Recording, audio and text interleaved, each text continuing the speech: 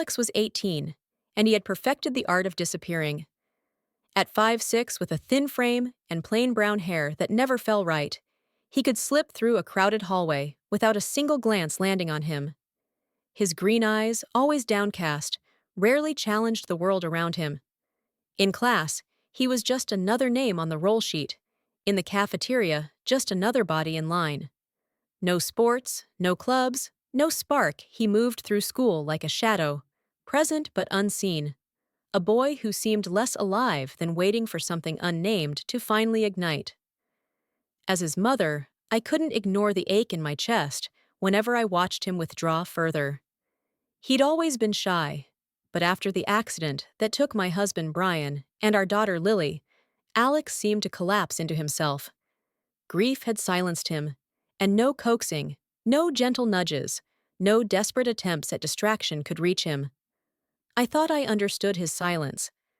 I thought it was only loss, but I was wrong. The truth revealed itself one afternoon when I broke one of my own rules and stepped into his room to tidy.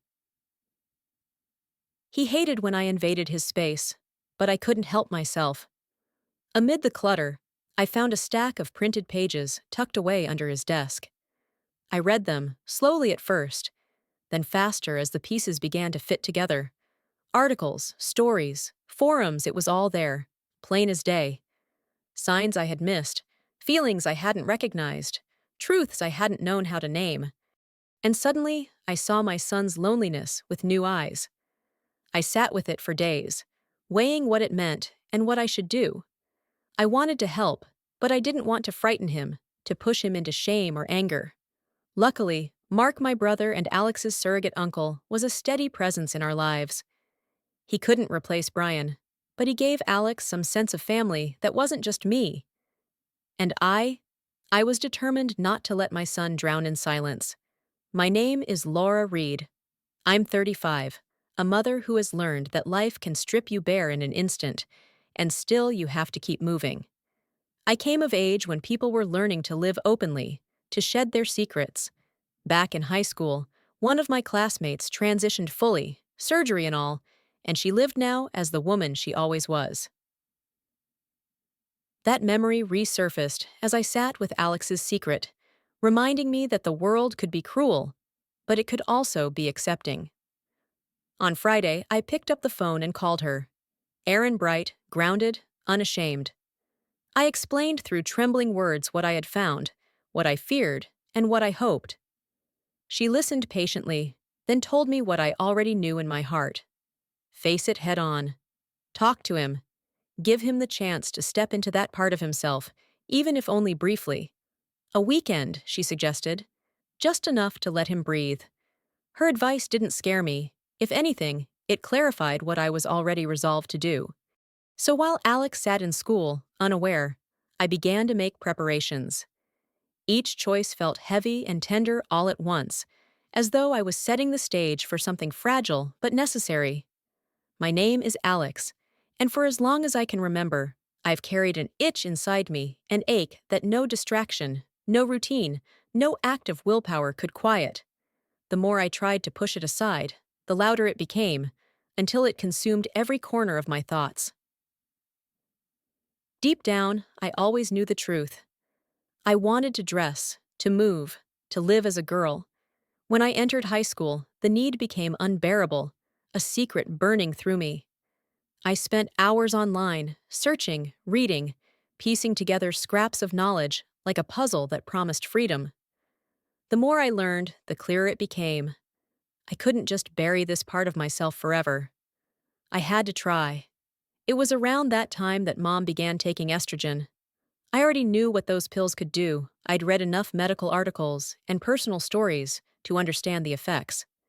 Curiosity and desperation blurred into determination, and one day I slipped a pill from her bottle. Just one, I told myself. But one became a habit, a secret ritual I repeated daily. I was 18 then, still cloaked in the anonymity of baggy jeans and loose shirts, but underneath I was chasing a transformation no one could see. At first, nothing happened. Weeks passed, then months, and I started to wonder if I'd only fooled myself. But almost a year later, changes arrived suddenly, as though my body had been quietly preparing and finally decided to reveal itself. My chest filled out, modest but undeniable. My hips softened, curving outward in a way that made mirrors dangerous to look at too long. My skin lost its roughness and took on a silky smoothness that startled me every time my hand brushed across it. There was no ignoring it anymore. My body was shifting, reshaping itself into the image I had dreamed about. But with every change came fear. I drowned myself in oversized hoodies and loose pants, trying to erase the truth beneath the fabric. Every morning, I checked the mirror in equal parts awe and panic, hiding from the world but unable to hide from myself. That Friday after school, Mom surprised me. She didn't scold, didn't pry, with the usual soft questions. Instead, she told me to follow her into my room, her tone so steady that I knew something was different. Once the door shut behind us, she spoke plainly. She knew. She knew about the fantasy I had guarded, about the truth I had carried inside me for so long. She even said she wanted to help me become the girl I dreamed of being. I tried to deny it, scrambling for words, but it was useless. She lifted the papers from my desk, the ones I'd been careless enough to leave behind, and the silence between us left no room for lies. Fear surged through me, my chest. What would she say when she saw? My jeans hit the floor, revealing underwear that gave me away, but Mom only drew in a sharp breath. No comments, no questions. Instead, she made a small circling motion with her hand. Reluctantly, I peeled off my shirt. For the first time, I stood revealed before someone else, chest round and firm, undeniably feminine. My waist had narrowed, my body taking a shape it shouldn't have. Mom's eyes flickered with shock, but her voice was steady. "I want you to tell me about this, Alex." So I did. I sat down on the bed and poured out everything I had hidden, every fear, every stolen moment, every reckless choice, until I had nothing left but trembling silence. I collapsed into her arms, ashamed and terrified of what she might say. Instead of anger, I heard resolve. She confessed that she had already planned to help me spend the weekend as a girl, to let me try. But now, seeing the truth of my body, she said something I hadn't expected. I needed the right undergarments, and I was already past the point of occasional play. "You're big enough now to need a bra all the time," she said gently, "and you'll certainly need clothes that fit you." The words left me shaken. Dressing in private was one thing, but being told I would need to live that way more often terrified me. When I asked why, she only gave me the simple truth. With the way my body had developed, hiding was no longer possible. Then she opened the door to something I hadn't dared to imagine. She had gone shopping. "I bought a few things for you today," she said. "If you want me to, I'll help you change." My nod came almost on its own. She told me to shower, wash my hair, shave carefully. When I returned wrapped in a towel, she guided me through each step. Powder, lotion, the small rituals of care. She led me to her vanity, rolled my hair into curls with gel, and leaned close as she brushed on makeup, soft mint green and plum on my lids, dark liner to frame my eyes, coral blush to warm my cheeks. I watched the reflection in disbelief. She handed me a bra, perfectly my size, and I slipped it on. Teasing her, I pressed my chest upward until she smacked my hand playfully and scolded. "None of that, young lady." I grinned despite my nerves. Next came tights, then a delicate blouse with ruffled sleeves and a lace-trimmed collar, paired with a light pink skirt that hugged my waist and ended just above my knees. White heels gave shape to my legs, and when I turned toward the mirror, I froze. There she was. Not a dream, not a fantasy me. Mom wasn't finished. She brushed out my curls into a style that softened my face, fastened a locket around my neck, clipped gold button earrings in place, and dabbed perfume on my wrists. She studied me with a look I recognized, the one mothers give when they're about to send their daughter off on her first date. At last she said, "You look very pretty, Alex. More than pretty." Let's sit outside and talk. On the patio, with iced tea sweating on the table, she asked the question I had dreaded. How long have you been taking my pills? I admitted the truth since 18. Her sigh was soft, but her words cut deep. Then your chest is here to stay. Even if you stop, they may grow more. I'll make an appointment with a doctor, but I don't see how you can go on living as a boy. I muttered that I had managed so far. She only shook her head. If you grow any more, you won't be able to hide it. Have you thought about what that means? I admitted I hadn't. I never expected my body to change so fast, or so much. She let silence stretch, then asked if I had chosen a name. I shook my head. How about Maya? She offered softly. It would have been your name if you had been born a girl. Maya Elise Reed. I tried the name on my tongue and found I liked it. Okay, Mom, Maya. Her next words rattled me. Now we just have to figure out how to tell your Uncle Mark and your grandparents. Panic flared. I wanted to retreat to my room, to change back into anonymity, but she stopped me. I think the time has come for you to meet the world. Those clothes were just my best guess. They fit, but you'll need more. Stay dressed, Maya. I'll call your Uncle Mark, and we'll tell them together. It wasn't what I wanted. But she didn't ask. And for the first time, I felt the weight of my secret shifting terrifying, yet impossibly real. Just as Mom and I sat on the patio with our glasses of iced tea, Uncle Mark came striding across the yard. He spotted us, his eyes landing on me instantly, and for a moment I thought he might frown or demand answers. Instead, to my shock, he smiled, though there was something uncertain in it. Pulling out a chair, he sat down and asked lightly if my outfit had something to do with school. I froze. Mom's eyes flicked toward me, a silent nudge that told me this was my moment. I sank deeper into my chair, took a breath that seemed to scrape against my ribs, and admitted, No, Uncle Mark, this isn't for school. I could almost see the wheels turning in his mind. He knew I wasn't involved with church groups, never joined clubs, never sought attention. His brow furrowed as the realization took shape. You mean, you did this on your own? Another look from Mom, sharper this time. I let go of the last defenses I had. Uncle Mark, I've always felt this way. I gestured at myself, trembling. This is who I really am. His eyes narrowed, his mouth tightening before he swung toward Mom. You did this to him? This is some kind of joke, right? Her voice was steady, but firm. No, Mark. Maya started taking my estrogen pills in secret nearly a year ago. The changes are real. Look at her except for one thing. She resembles Haley, Matt's sister, at the same age. His face darkened from shock to fury, shades of purple and red chasing across his skin.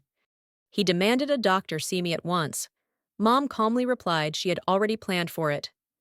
But for now, she said, we have to accept Maya as she is. The rest of that evening, Mark simmered with anger. He looked at me like I was a puzzle he didn't want to solve, and I could hardly breathe under his gaze. Mom insisted I stay dressed as Maya until bedtime, and though I obeyed, the awkward tension made me feel like a fish dropped onto dry land. The next morning, Mom had me dress again, same skirt, same blouse. This time, I styled my own makeup, my hands trembling but determined. After breakfast, we drove to see the family doctor. I thought I would be sick from nerves, and Mom had to steady me by the arm as we walked into the office. The nurse, who had known me since birth, didn't even recognize me. We need to see Dr. Carter, Mom explained. I know we don't have an appointment, but it's urgent. Is this for you or... The nurse's eyes flicked toward me. For Maya, Mom said firmly. Within minutes, we were ushered in. Dr. Carter, the same man who had delivered me into the world 18 years ago, now regarded me with measured calm as I sat trembling on the exam table, knees pressed tightly together. And who do we have here? He asked gently. This is Alex, Mom said, her voice edged with quiet resolve. He's been taking my estrogen pills for almost a year. Yesterday, I saw what it had done, and I dressed him accordingly. Now we need to know where to go from here. He regarded me for a long moment before speaking. We'll need to run a full physical and blood work. The exam was thorough, more so than any I'd ever had. He asked questions personal, difficult, and I answered them all, because lying felt useless now. By the time Mom returned to the room, his expression had shifted into something more serious. "Well," he said at last, "we have ourselves a dilemma." He looked at me, then at her. The exam shows clear feminizing changes. Breast tissue, hip structure, and skin texture have shifted significantly.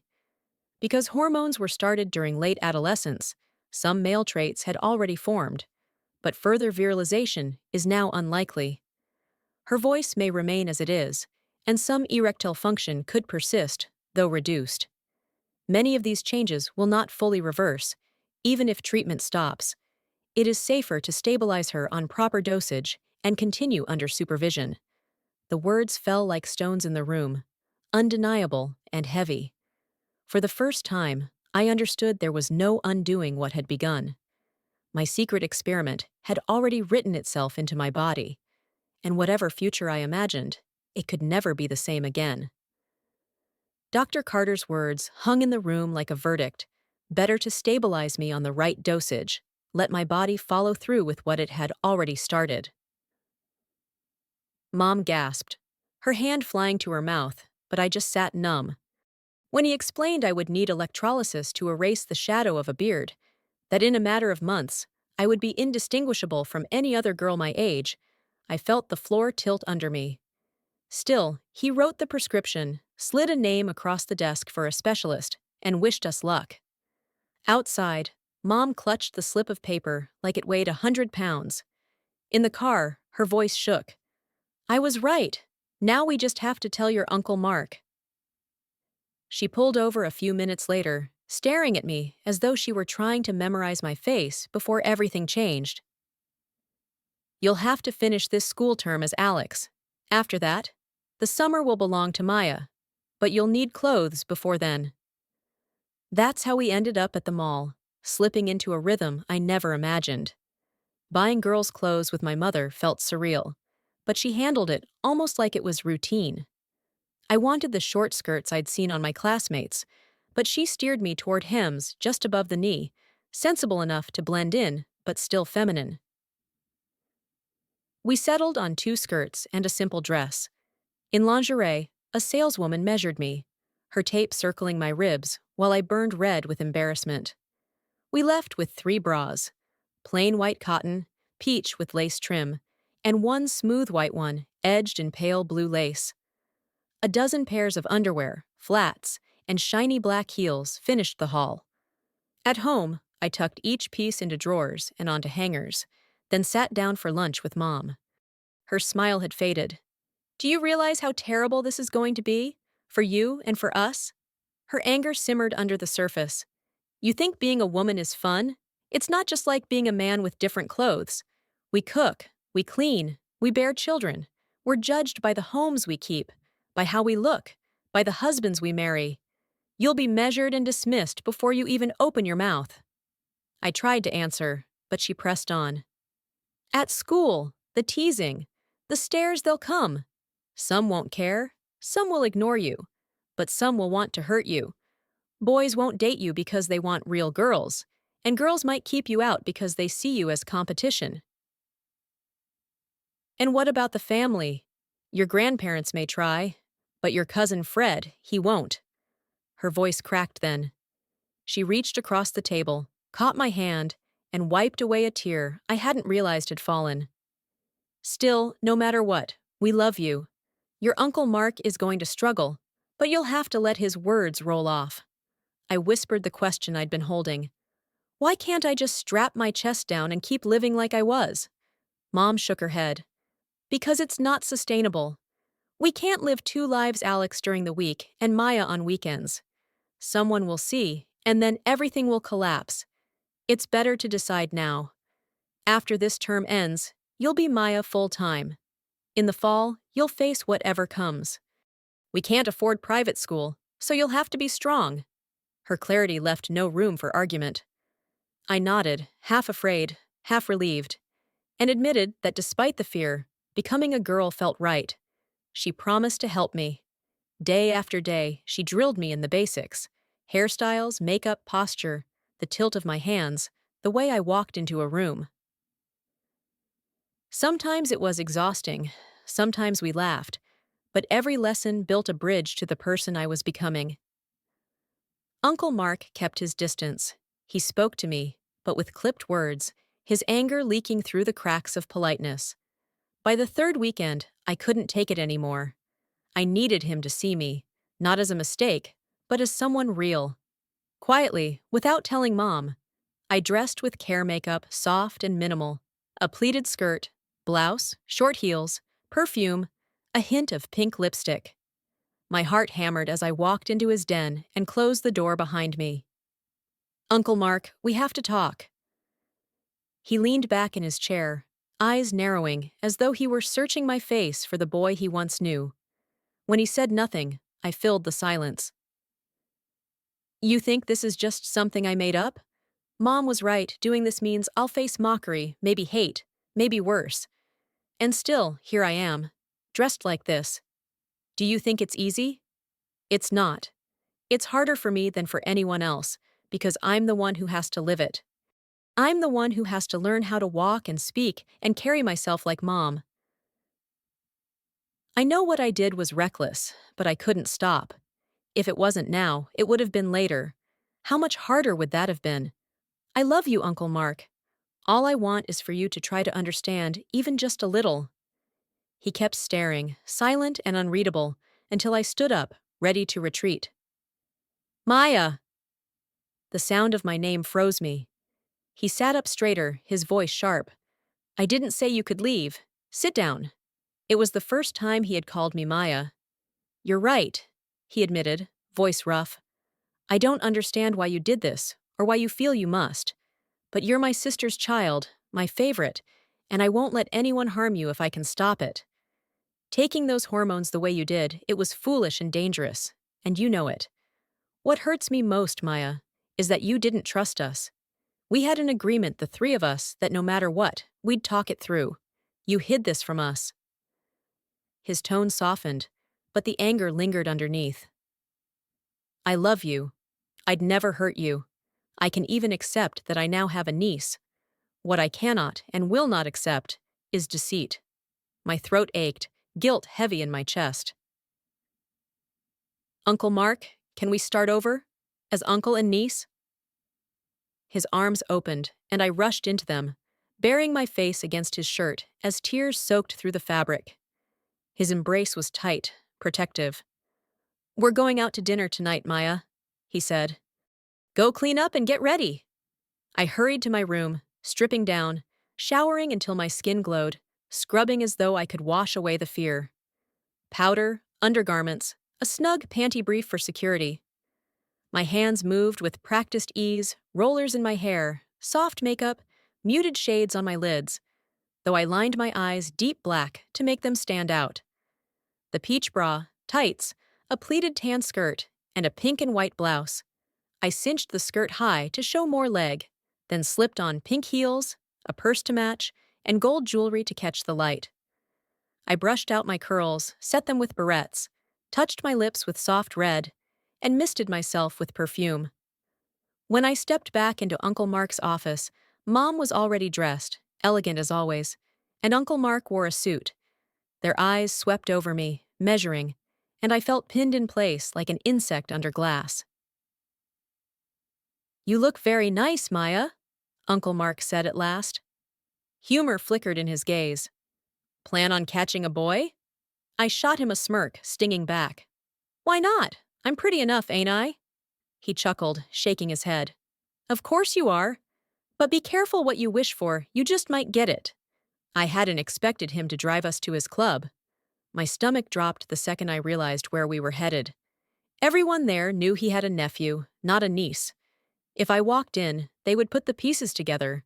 But they didn't ask, and I had no say. All I could do was follow, keep my back straight, and summon every ounce of poise Mom had drilled into me. We sat at a table, ordered dinner. Twice, curious acquaintances approached. "I thought you had a nephew," they said, their voices trailing with confusion. Uncle Mark answered smoothly each time, introducing me as his niece, Maya, without hesitation. I forced smiles, my heart racing, and they walked away, still muttering. When the band struck up and the dance floor filled, Mom and Uncle Mark took to it, spinning easily to the music.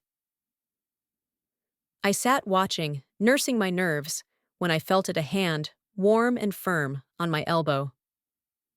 "Excuse me, would you like to dance?" I turned, and my heart almost stopped. Ryan Wilson. We'd known each other since grade school, and now here he was, standing in front of me with his hand outstretched. He had to recognize me, or at least suspect. Still, I placed my hand in his and nodded. "I'd like that. Thank you." He led me to the dance floor, his arm firm around my waist. The scent of his aftershave drifted between us, familiar and dizzying. "You look real nice," he said smoothly. "My name's Ryan Wilson. What's yours?" "Maya Reed." His brow lifted. "Maya Reed. Are you related to Alex?" Mom had prepared me for this moment. "Honesty," she'd said.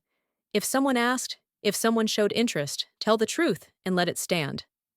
I swallowed hard. "In a way, Ryan. I used to be Alex. Now I'm Maya." His eyes searched mine. "You certainly look and smell like a girl. Is that really true?"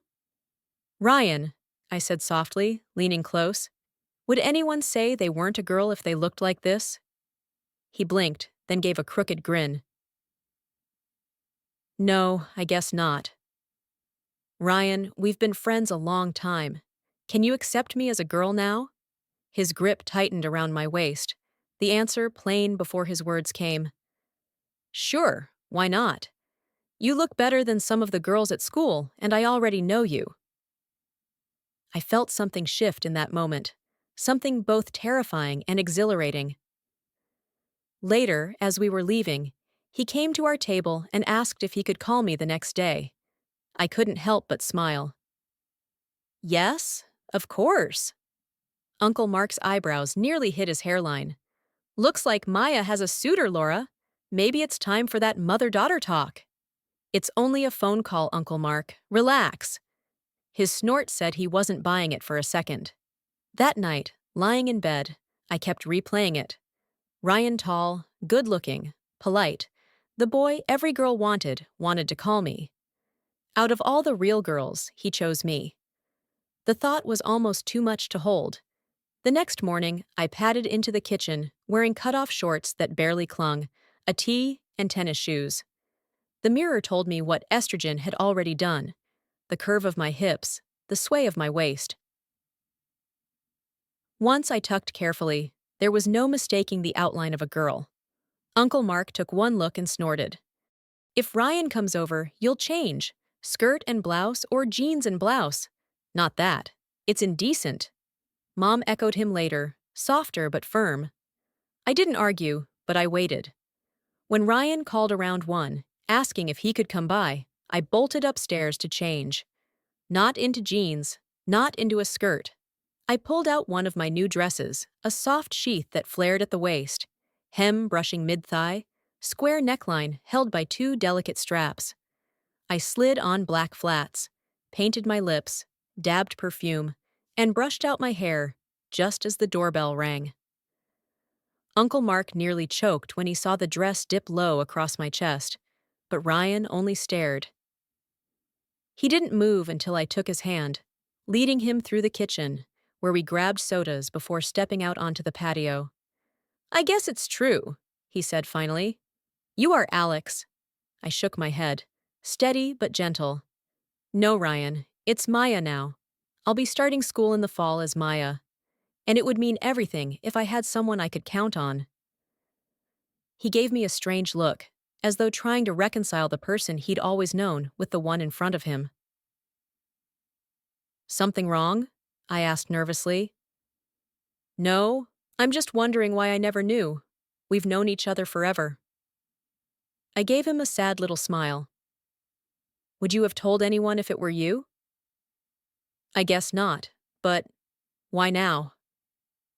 It was the same question I had asked myself 1,000 times. Because I couldn't take it anymore. I wanted to be a girl, so I started taking mom's estrogen to see what would happen. And then, suddenly, I had a girl's body. The doctor told me there's no going back, that I might as well accept it. So I have. For now, I've been living as a girl on weekends. After school ends, it'll be all the time. His eyes never left my face, except for the moments when they drifted downward, lingering on the curves I couldn't hide, the ones that betrayed everything. And in his gaze, I saw both the weight of what I'd revealed and a spark of something that made my pulse quicken. The senior prom is in 2 weeks, Ryan said, his thumb brushing lightly against my knuckles. Would you like to go? I froze, heart hammering, but before I could answer, he added quickly, if you're going to school as Maya in the fall anyway, why not go to the dance and finish the year as Maya? The way he said it, calm, sure, without hesitation, dissolved my fear. I'd like that, Ryan, I whispered. Yes, I'll go to the dance with you. His smile made my breath catch. He squeezed my hand, then asked if I wanted to walk down to the drugstore with him. Need razor blades before I head home. Come on? I slipped out the door with him, calling back to Uncle Mark that we'd be back soon. An hour later, I returned, still dizzy from the whole thing, and told Mom and Uncle Mark what had happened, that Ryan had asked me to the prom, and what he'd said about finishing school as Maya. A date? Already? Uncle Mark's eyebrows nearly shot off his face. Yes, Uncle Mark, I said with a grin. A date, to the senior prom. His jaw tightened. How do you know this isn't just a way for him to humiliate you in front of the whole school? Because I've known Ryan my whole life. He isn't like that, and besides, I looked him dead in the eye. It wasn't in his eyes. I didn't wait for his reply. I went straight to my room, unwilling to let an argument spoil the glow in my chest. Uncle Mark was becoming more protective by the day, ever since our talk. Mom, though, was practical. She whisked me off prom dress shopping, reminding me that if this was happening, I had to look the part. Of course, I wanted something sleek, daring tight satin, plunging neckline, the kind of dress that would stop the room. Mom shook her head. Conventional, Maya. You'll thank me. Before we even looked at dresses, she marched me into a lingerie shop and insisted on a fitting for a corselet. You might as well learn now, she said, cinching the laces, that we women endure all kinds of torture just to fit into the smallest size possible. The second it snapped into place, I gasped. My waist cinched down to 21 inches, my ribs compressed so tightly I could barely breathe. My chest was thrust up and forward, straining against the bra cups, and my hips flared out in a perfect curve. Standing was fine, walking manageable, but bending felt impossible, and every breath came shallow. You'll get used to it, Mom said breezily, steering me toward the dress shop. And maybe she was right, because the moment I saw myself in the green satin dress, everything felt worth it. It shimmered like a dream, layered over 3 swishing crinolines.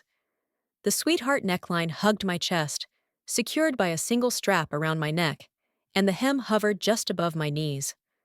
On my feet sparkled silver sequin heels, and the jewelry rhinestone earrings with green stones, a delicate pendant to match, pulled it all together. When Mom asked if I wanted special underwear for the dress, I nearly squealed. I picked out a green satin set that matched perfectly, high-cut and daring, and Mom didn't even object. At home, she helped me try everything on, and when I walked into the living room, Uncle Mark actually stood up like he'd been jolted. I don't think anyone will confuse you with a boy, Maya, he said, voice gruff. You look wonderful. The pride in his eyes made me beam. Mom, ever the realist, told me to keep wearing the corselet to break it in, or else the dance would be unbearable. So I did. I wore it during the day, sometimes even to bed, only taking it off for school.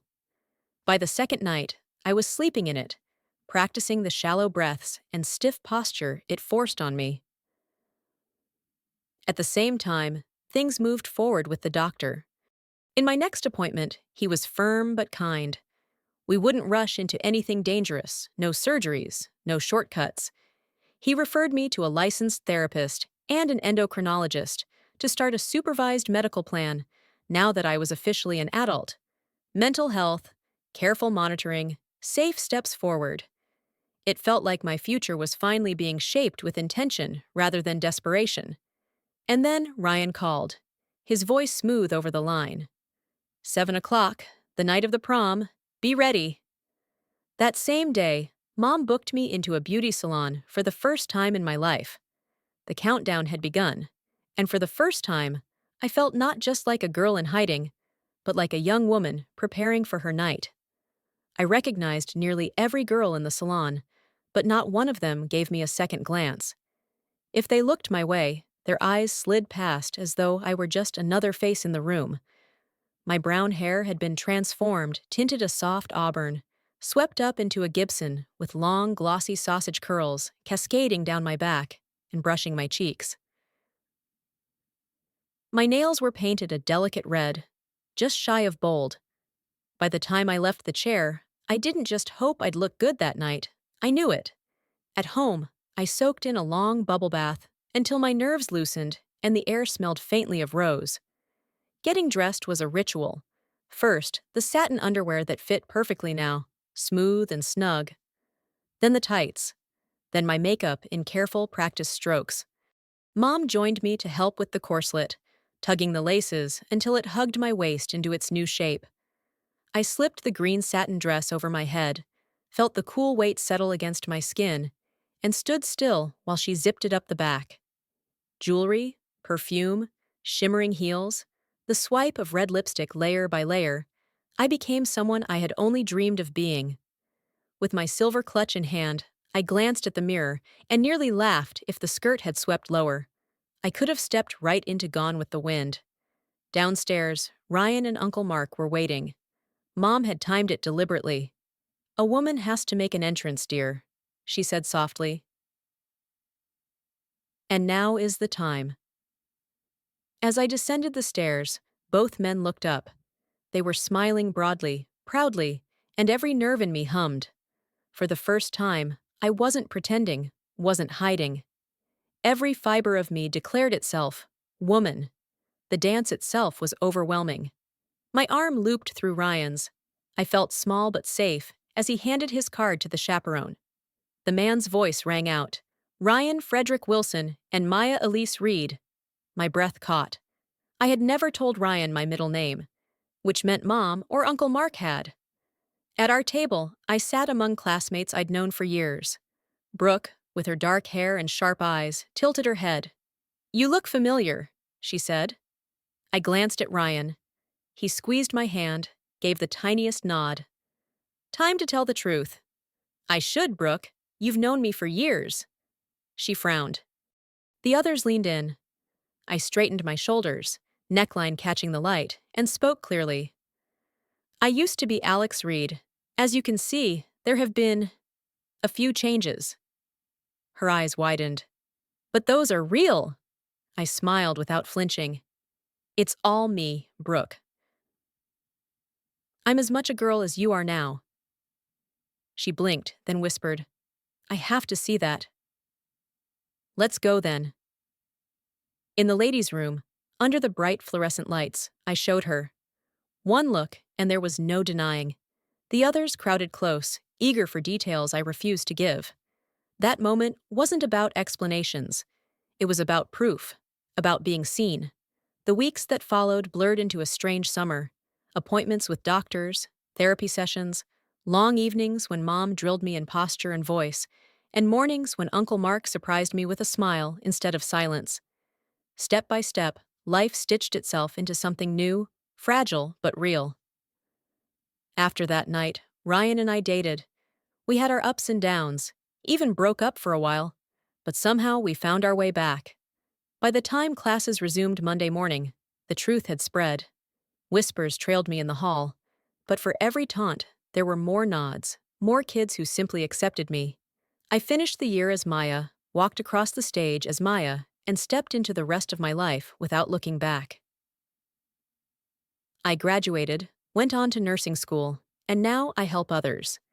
Teenagers who stand where I once stood, trembling between fear and desire, needing someone to tell them it's possible, that they're not alone.